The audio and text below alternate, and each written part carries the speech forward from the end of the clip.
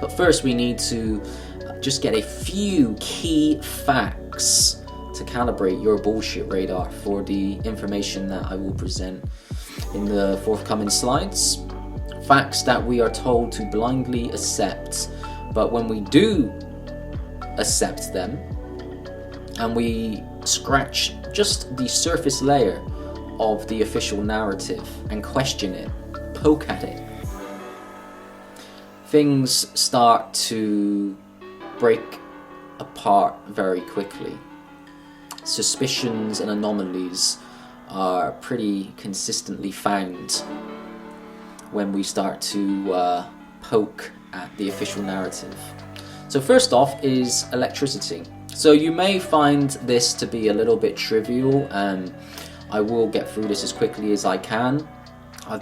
It's not the most exciting of topics to cover, but it is important, and I want you to understand the dates and the implication of what the mainstream narrative is trying to tell you and convince you to be true, okay?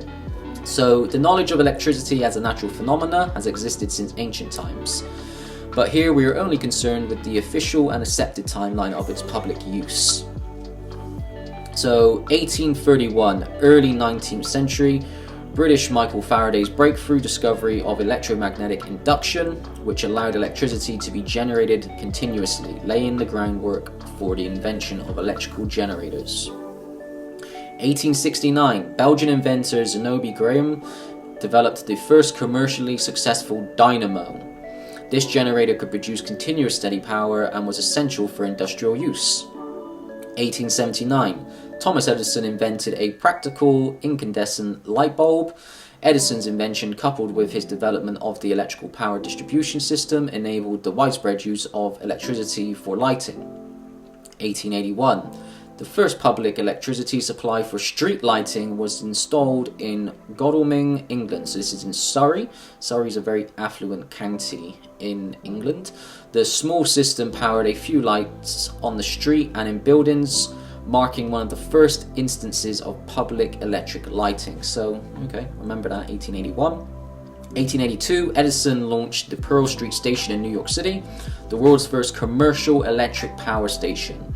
It used direct current to DC to provide power to hundreds of homes and businesses in the area, primarily for lighting purposes. That's in 1882, and then that leads into a decade known as the War of Currents. So the dominant electrical system in the United States was based off direct current, championed by Thomas Edison. Some of you may have seen or read the stories of how he was a pretty cruel man. He's actually a right cunt, Thomas Edison, but as always, the cunts always rise to the top in this system. But there's stories of him electrocuting elephants and all types of just evil shit. However, DC systems had major limitations. They couldn't easily be transmitted over long distances due to significant power losses, making them inefficient for widespread use. In comes Nikola Tesla. On the other hand, developed and promoted the use of alternating currents, AC/DC. Unlike DC, AC could be easily transformed to higher or lower voltages, allowing electricity to be transmitted over long distances with minimal losses.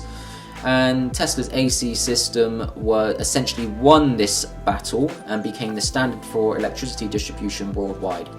One thing I just want to point out here before we proceed is Mr. Faraday here, just his little contraption here for the electroinduction. Just this with a little ball on the top. Just keep that in mind. Okay, so moving on. Electricity accessibility around the world. So when we look at the early electrification, we see that it was the late 1800s, from the 1890 onwards, that we start to see early electrical systems being installed in some of the major, not all, but just some limited major cities across the US of A. the UK, mainland Europe, with Berlin being one of the first cities. And not only did they, just become one of the first cities to install the street lighting, they thought, fuck it, why not? Let's just install an electric tram system while we're at it. Alright. France, major city, Paris became known as the City of Light for quickly adopting electrical lighting. India, Calcutta was 1899 for street lighting, and then the following decades it spread to other major cities such as Mumbai or Bombay at the time and Delhi. Asia, 1882, Shanghai, the first electric lights were installed, and cities were a major hub for early electrification in China. And in 1887, Japan jumped on board the electric train embraced electricity for modernization efforts during the Meiji Restoration period. And then it wasn't until, when we look at the chart here, until the mid 1900s that we start to see rural electrification. So this is also important to acknowledge and make a mental note of. So in 1935, FDR's New Deal and the creation of the Rural Electrification Administration, the REA, provides federal loans and grants to build out electrical infrastructure in rural America. The same year, 1935, the National Grid was created here in the UK, which gave much of the UK access. It was the 50s and 60s for rural areas across Germany and France to become electrified. India, we're looking at the 70s, moving into the 90s. In 69, the Rural Electrification Corporation was established to promote rural electrification.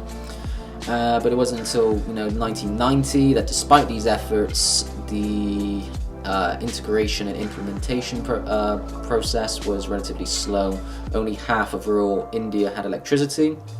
And then the 60s, for Japan, some rural areas have electricity, and the 80s and 90s in China, some rural areas have access to electricity. So to be completely electrified, it was the USA by the 1960s was fully electrified. By the 50s, 60s, the UK was fully electrified. Same goes for mainland Europe, France, Germany, and the Soviet Union, fully electrified.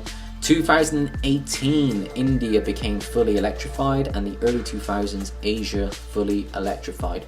So the key dates here are, we are not seeing any electricity anywhere in the world up until 1890, or 1880, we should say, 1880 to the 1890s.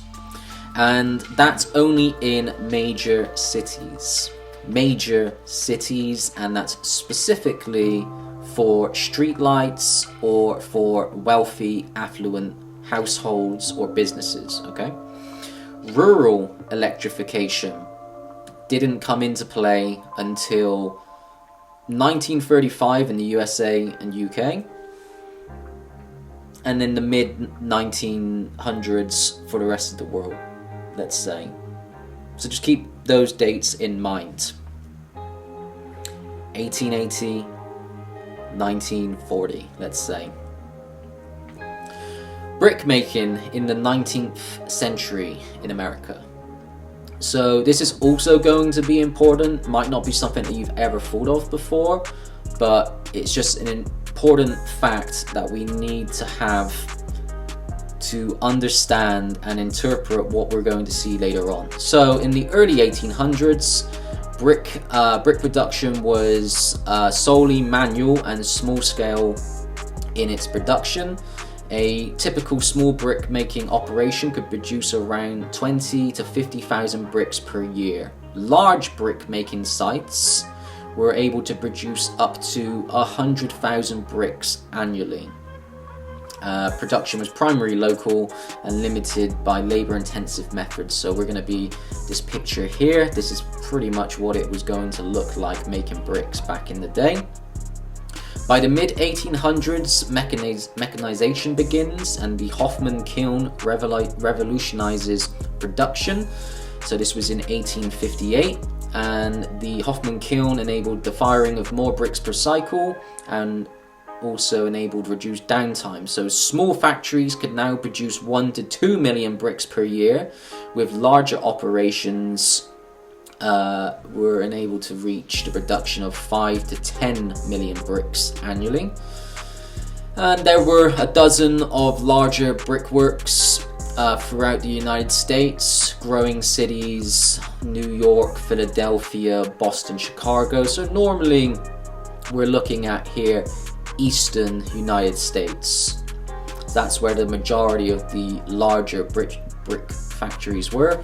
And then by the late 1800s, hydraulic presses and advanced extrusion techniques and continuous kilns allowed for mass production and more uniform and durable bricks. This would allow between 10 million to 50 million bricks per year, depending on the size of the operation. By the late 1800s, there were hundreds of large brick factories. And these were cities: New York, Philadelphia, St. Louis, Chicago, Baltimore, became large hubs of large brick scale production. So in summary, the early 1800s, very few large brick making factories. Most brick production was small scale and local. Mid-1800s, dozens of larger brickyards emerged, especially near major cities and industrial centers, but most were not yet fully industrialized. In the late 1800s, hundreds of large factories emerged, with major concentrations in regions like the Hudson River Valley and the Midwest. Okay, so also, as well as bricks, it was also cement and mortar that had to be made. One of the things that had to be rediscovered in the late 1800s was Roman cement. So Roman cement was cement, as it says, made in Roman times, and the method of doing so was lost to history. It's a very advanced form of cement that had a lot of unique properties to it, in that it would get stronger in time, and when come into contact with water, it would also strengthen it. And this is a technology that was lost to time, and everything after that period of people trying to replicate it or having their own cement, it was just completely inferior. So the Roman cement we will come back to later on, but it's also the production of cement, of mortar, that we also have to consider within this whole kind of topic of brick making in the 19th century. Railroads and transporting goods in the 19th century. So early transportation. Before the arrival of railroads, transportation of goods in America was limited to wagons, horses, and canal systems. The Erie Canal opened in 1825. The early 1800s, railroads began with small local lines, primarily used for moving raw materials. Mid-1800s, the expansion of railroads connected the Northeast and Midwest, boosting the transportation of agricultural products, coal, and manufactured goods. In the 1869, very important year, the Transcontinental Railroad linked the east and west coasts, transforming cross-country transportation of goods and people, overcoming incredible geographical challenges such as crossing the Sierra Nevada mountains and the Great Plains. Okay. Completion of the Union Pacific Railroad, workers had to lay hundreds of miles of track across some of the harshest environments in the US. And this is something for you guys to ponder upon. The Union Pacific was known for a record-setting track laying feat, including laying 10 miles of track in a single day on April 28th, 1869, near Promontory, Utah, which is still considered one of the most astonishing achievements in railroad construction. So, come on guys, come on. These people right here are accredited for laying 10 miles of railway track in one day. These people with their sledgehammers, their pickaxes, complete manual labor of having to dig up, layer, landscape, survey, level all of this ground off and lay all of this, and they do 10 miles in one day. Now, I can't speak for America, but here in the UK, if you drive up and down like the M5, any of the motorways in the UK, there's always roadworks, and they're always relaying the road. They're always relaying the ground, cementing over it. It takes them days, and they have modern machinery. It takes them days in order to lay out a mile of road. These guys did 10 miles in one day with no heavy machinery, just manual labor and what looks like slave labor as well. Try and make sense of that, please, because I cannot. The fucking audacity of these people to try and pass that off without anyone raising their eyebrow and be like, hold on, 10 miles in one day? These boys, the boys, look at them. Let's pop a bottle of champagne for the boys, eh? 10 miles in one day. Absolute ludicrous of them. But we start to see here the railroads, the expansion of it. So this was the 1850s, so the decade of 1850 to 1859. We start to see how these railroads were connecting. And then we see from 1860 to 1869. So again, this was, like I said, the main method of transportation of goods throughout America, mainland America. So just again, this is important to know. It's important to know what was accessible for these people at this time that we're told. How could they move and transport goods? Bricks to build buildings to fill out cities. This is important to know, something that's overlooked, but when you have the facts to play with, it becomes clear. So it wasn't until the late 1800s that consolidation led to powerful railroad monopolies, and railroads were a central piece to the rise of American industry, although they promoted regulation due to unfair practices. So this is we're going to be looking at the robber barons later on. Leland Stanford, Jay Gould, all the individuals that were influential within the rise of the railroad industry. By the end of the 1800s, the US had a vast integrated railroad system that connected its farthest regions, allowing goods to be transported more efficiently than ever before and driving the country's industrial and economic growth. Rightio.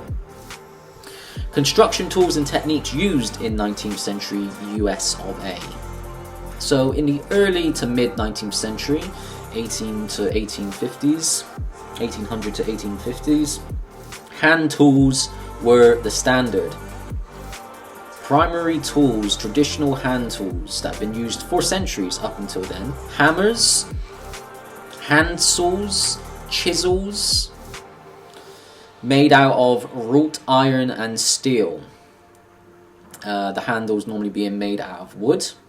Limitations. Without mechanization, all tasks had to be completed manually, meaning that large construction projects such as buildings, bridges and roads were highly labor-intensive and time-consuming. Important to note, early to mid-1800s, all hand tools, all built with just hand tools. Mid to late 19th century, so this is 1850 to 1890. Post-industrial construction tools, this was with the introduction of steam power and mechanized brick production and nail cut technology. Cast iron was introduced in building facades and structural elements. So early steam powered drills, pile drivers, again very early, and the accessibility of these would have been very limited. And then it wasn't until 1916, early 20th century, that we see the introduction of electric power tools or pneumatic tools. The most famous one of which being Black & Decker was founded, and they introduced the first portable electric drill with a pistol grip and trigger switch. The drill was revolutionary for its time and became a cornerstone of modern power tool design. So up until then, guys, the 1800s, this is how, up until, you know, not just the 1800s, but the whole of history, as we're told, this is how they built everything. Everything that we will be exploring further on in this presentation, they built with this technology. Keep that in mind. Right, moving on, something slightly different. Photographic technology milestones. So we're going to go through this together. So from the 5th to 4th century BC, the camera oscura, as it was described by philosophers such as Aristotle and Mozzi, as a natural optical phenomena.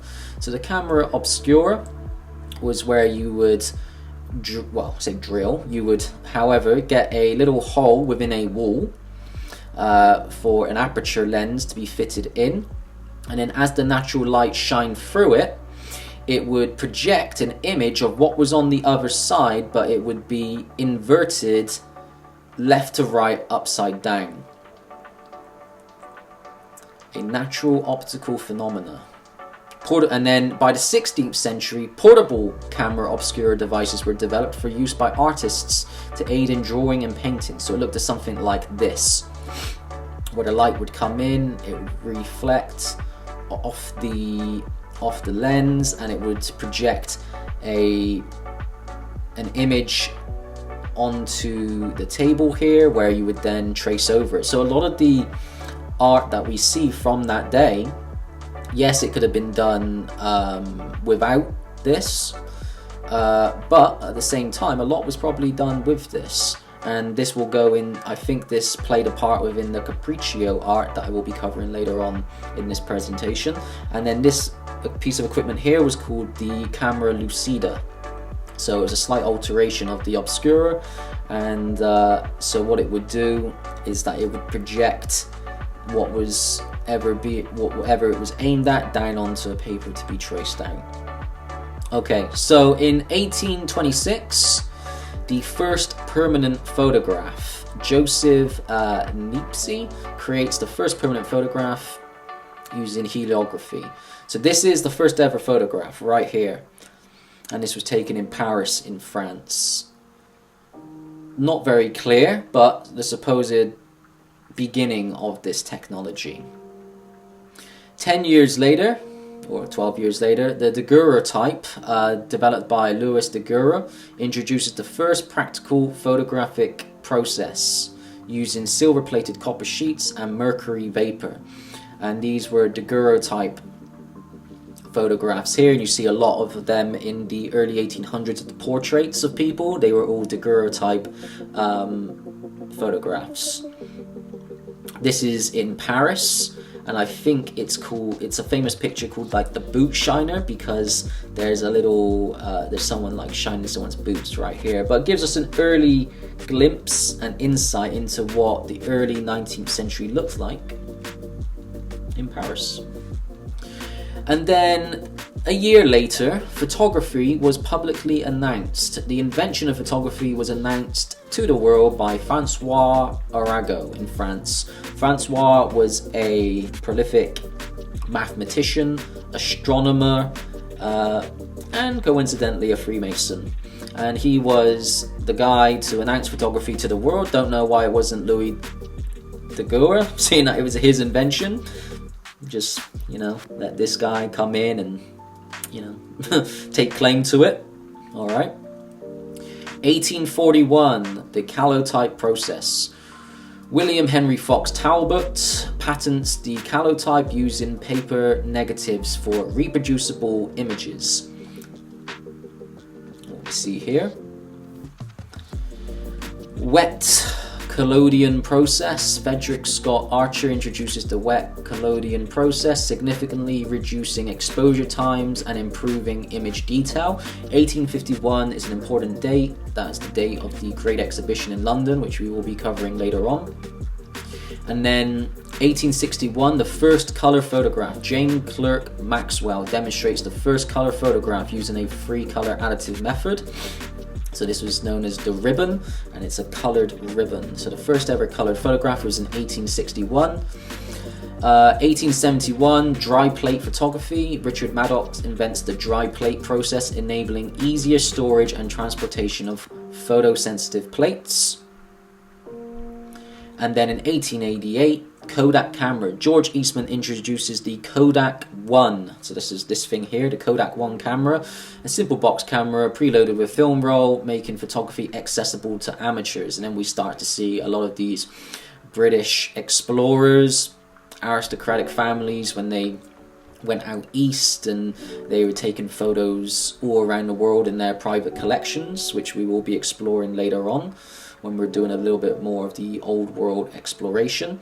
But the point of this, what I'm showing you, is that they've essentially had camera technology from let's say 1840, that they've had access to camera technology that can, that can create high quality, as I will show you later on, high quality images. You can see that's very detailed. You can see everything that you would need to see. It's not blurred, okay, it's not, 4K in resolution, but you can see what, the photo was taken for. So that is the evolution of camera technology. So I want you to know that they have been able to take photos since the 1840s. So we're told. If this technology is older and was reintroduced at this time period is another subject matter. But they have had the technology to take photos from 1840 onwards, and then also 19th century origins of, let's say, Photoshop manipulations.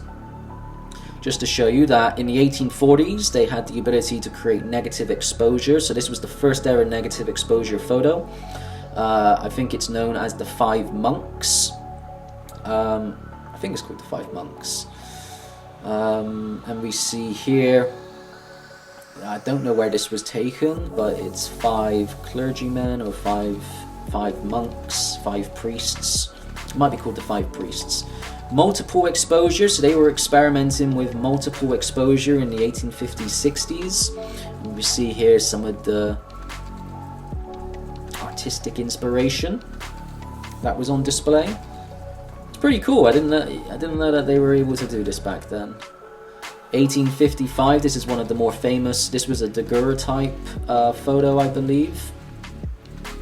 And they also had etching manipulation with scalpel retouching. So they could, what I'm trying to show here, Abraham Lincoln. So this famous picture of Abraham Lincoln wasn't actually Abraham Lincoln. It was John Calhoun, this was in 1860. So they took Lincoln's head off and they placed it on John's body. So again, the point that I'm trying to show here is that they have had the ability to manipulate photos. To manipulate photos to their will. I mean, look what they did here. They changed this woman's face. They place, they completely augment and manipulate photos from the 1850s onwards. So again, important to know the timeline. From 1840s, they've been able to take photos. From 1850s, they've been able to manipulate and essentially Photoshop these photos. Oh, there's also that other photo down here with a blown up head. It's kind of cool.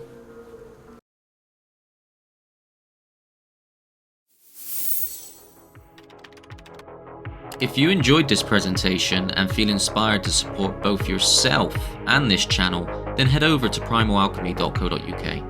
Awaken your potential with the world's only visionary health brand. Discover our collection of tonic herbal elixirs, rare crystals, and holistic health technologies. All chosen and created with intention, so you can focus on the energy you bring into your life.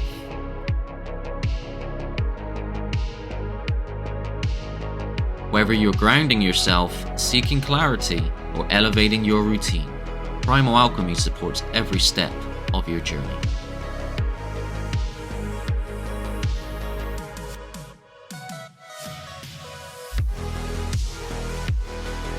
use code REBUS10 for 10% off all superfood elixirs at primalalchemy.co.uk.